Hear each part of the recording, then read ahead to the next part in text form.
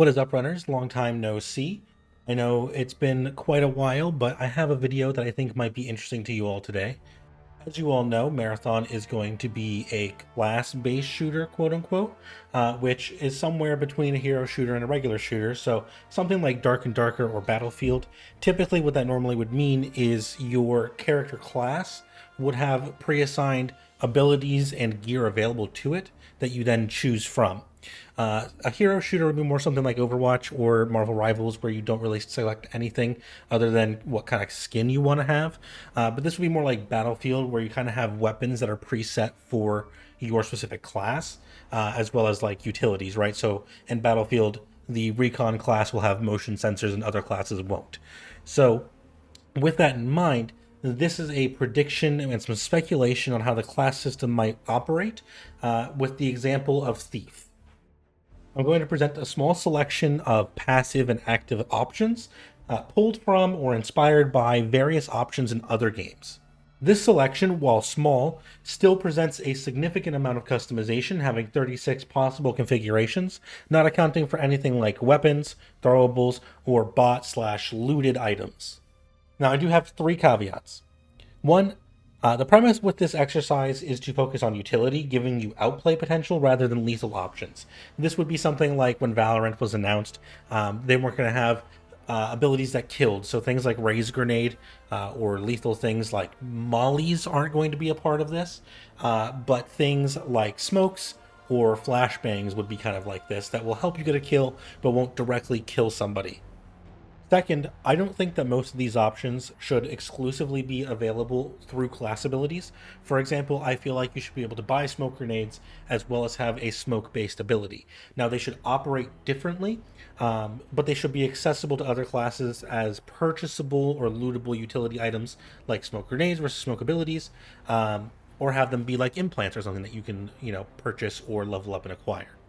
And third and last but not least, I'm not a graphic designer. I have no aptitude for making menus or pop-ups or anything like that, so it might be a little bit of an eyesore to look at, but I hope that you enjoy the concept and the information that comes with it. Now, as a baseline, I'm going to say that we can equip two active abilities as well as two passive abilities for each character.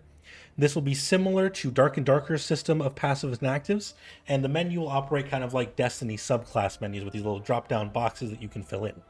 In our last discussion on Thief, I said that Thief should have a high skill ceiling, and to reinforce that, I've selected a range of active abilities that require some kind of forethought or good in-the-moment reactions to capitalize on the effects of. So from left to right, we have deployable caltrips.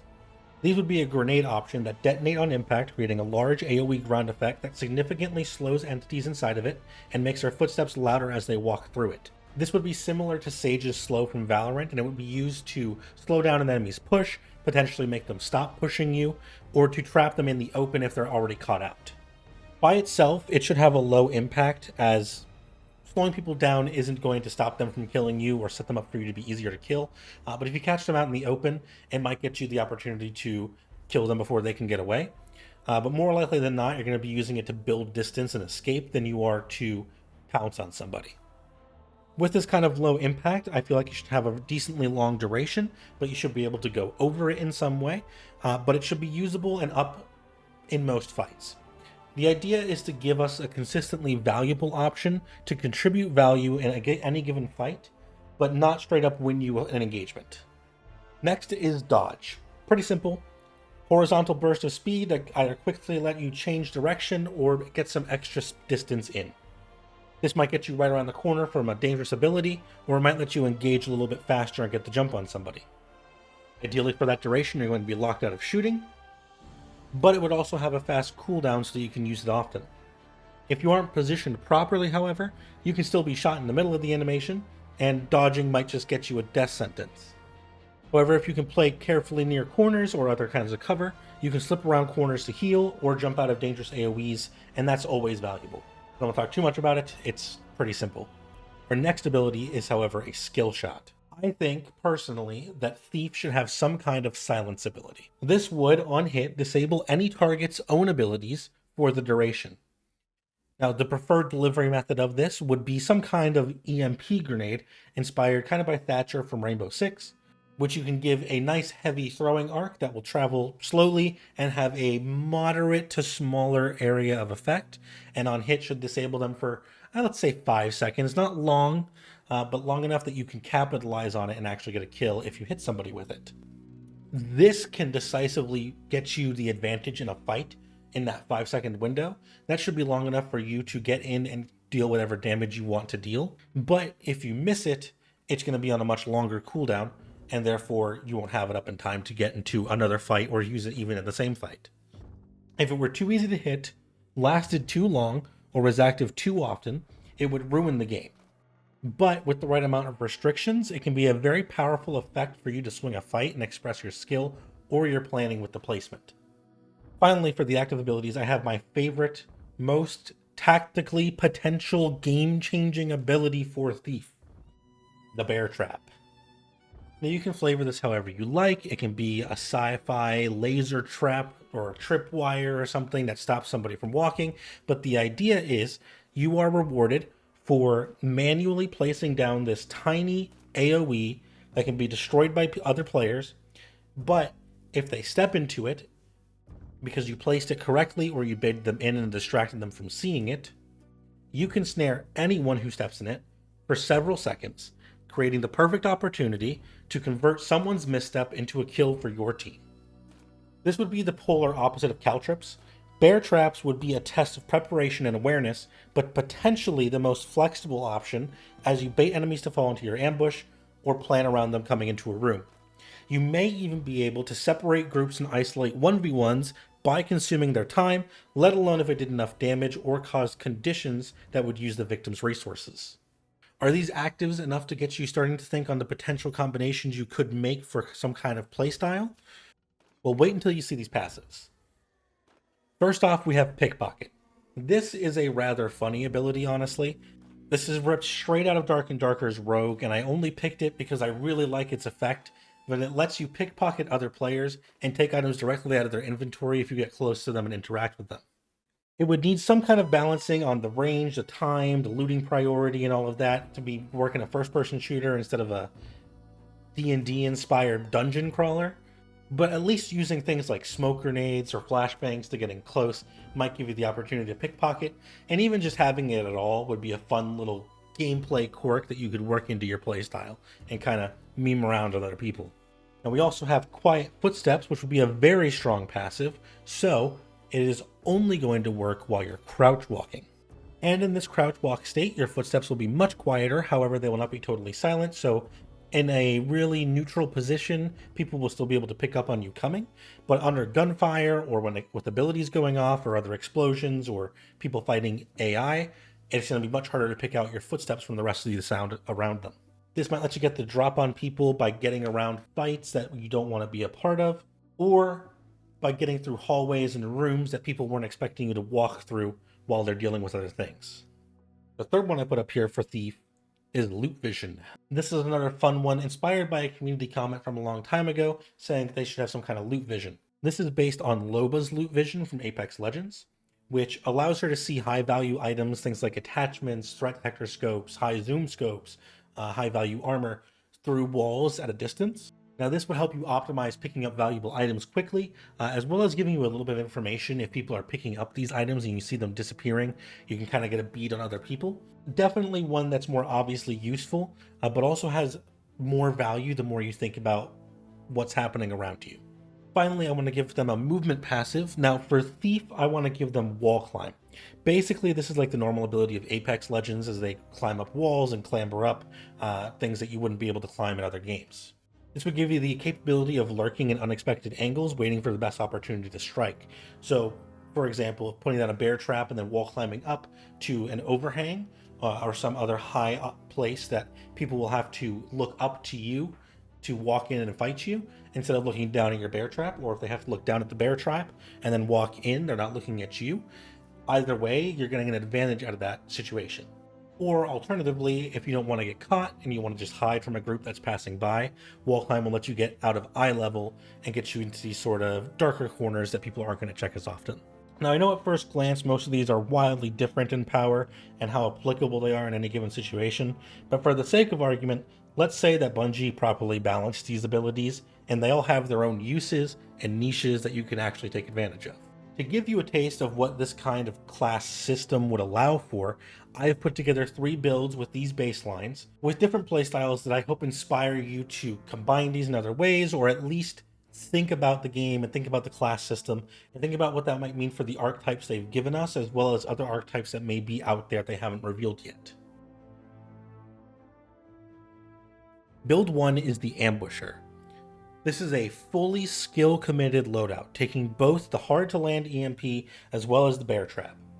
Flexible enough to play offensively and defensively, you'll want to capitalize on good planning, aim, or timing to connect one or both of your abilities, disabling your enemies for you and your team to pounce on. To augment this style, we've also taken wall climb and quiet footsteps for passives. Combined, these allow you to quickly and quietly get your traps down, get into a creepy off angle, as well as hit your EMP and take the first shot in any fight. I imagine this would be the flagship high elo version of Thief given my skill list, as if you don't get value out of your abilities, you're not contributing very much in any given moment. However, I don't want you to think that this is defenseless or has no purpose in being played by someone who's less skilled, as this is an excellent way to learn the game.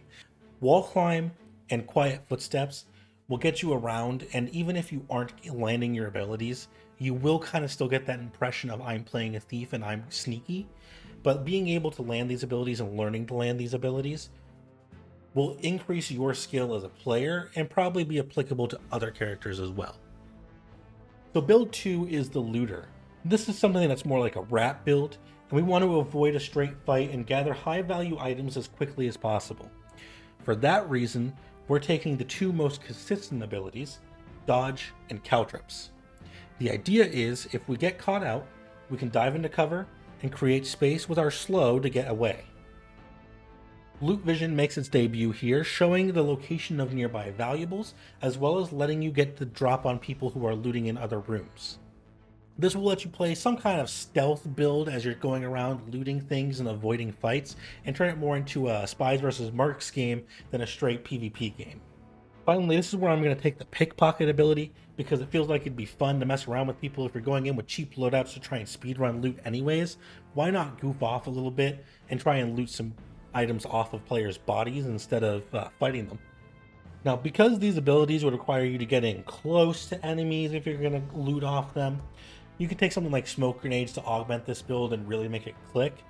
This is definitely more one of those builds that would require some support from items and things that you would buy, but altogether still a really fun premise and something to work with here. This build brings much less combat utility, but it still delivers a unique way to play, providing value to the group consistently via caltrips into the loot vision, but it's also a bit selfish with the dodge keeping you safer and pickpocket being there as a joke and a bit of a funny haha I stole from that guy moment.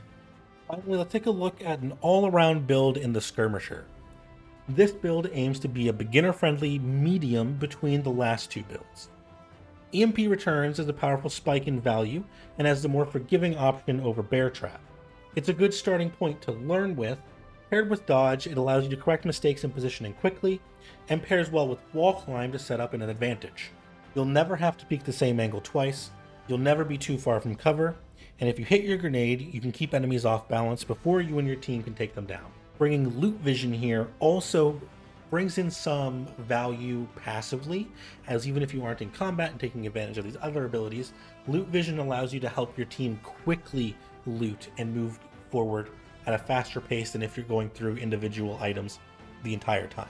The idea is to never have a bad moment where you're not contributing to the team with this build. The idea was this one is to passively and actively both provide value in the neutral game, in between fights, as well as during fights. Now, it's not as crazy powerful in a fight as the Ambusher, and it's not as totally good in the in-between of fights as the Looter loadout, but it lets you do a little bit of everything, and is a nice place to kind of dip your toes in and figure out where you might want to specialize in. But with an unknown amount of time between now and Marathon's next news cycle, I hope that this kind of theory crafting gives you some ideas to think about for the next couple months. Like I said, I would love to talk about this with stealth, as well as maybe talk about unannounced loadouts and unannounced character classes that kind of play off of this thief stealth fantasy ish class system. I think class customization should be a huge part of the game, and I believe that this system makes sense as it's simple enough for a beginner to experiment with the potential to be complicated and add depth with more abilities or more passives over time. It wouldn't be this static thing, and it could evolve over time as Bungie decides to make changes to the game or just give general updates, buff or nerf. You can see these things cycle in and out. But yeah, let me know what you think of that whole loadout system. I know it's not terribly pretty, but I hope it was at least enjoyable or something that gave your brain a tickle. If you haven't been paying attention, we have been streaming a bit more over the last couple of weeks. I've been putting up a This Week at Sado or Twas or weekly update on Saturdays with stream times as well as the games that we're going to stream. If you are interested in hearing about that stealth version of this loadout system, go ahead and subscribe down below to see that come up. Hit the bell, and I hope to see you all again very, very soon.